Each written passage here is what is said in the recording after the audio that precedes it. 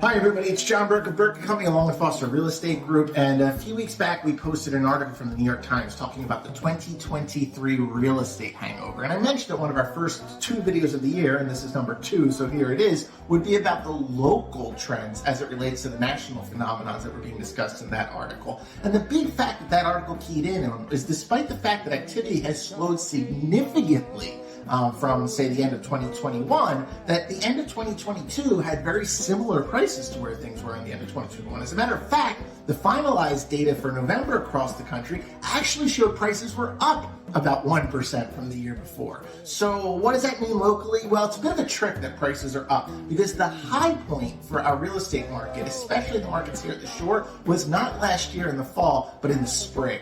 Think February and March before interest rates started moving up here. That's also the time of the year traditionally when the market is strong that we see prices at their highest because the inventory shrinks as people are trying to get homes for the summer. So those two phenomena collided, and there are a few sales without a doubt in February and March if you look across the islands that absolutely stand out at prices there's no chance anybody could get right now. However, the prices when you compare this time, say the last quarter of 2022 to 2021, are remarkably similar. The only big difference, in 2021, in October, November, December, I think just talking about Sea Isle, something like 45 houses, 4-bedroom or more, went under contract.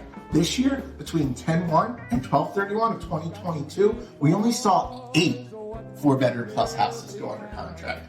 The prices, similar to where they were in the quarter there, but not as high as they would be in the spring of this year.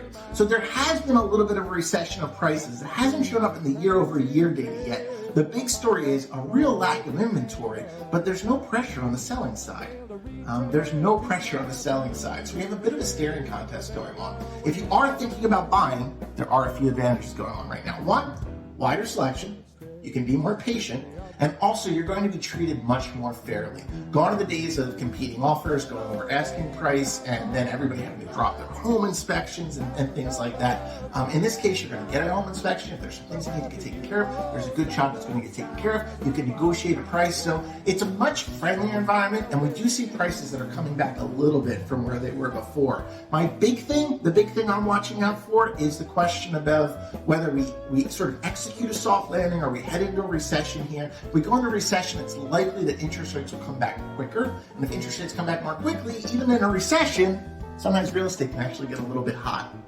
Kind of strange. We're usually in front of phenomena. Right now, we're slow because the economy's hot. Interest rates are high. If, on the other hand, they actually stick a slow landing, it might be the case that this economy just continues to really boom like it's been doing. I mean, unemployment is extremely low. Stock market seems to start it's found maybe where it's supposed to be, and it's starting to come back a little bit. So these factors might also combine that there's not necessarily going to be some huge crash that everybody seems to think that there might be like 2008. I don't have a crystal ball, but for a lot of reasons, there's really not a lot of people underwater.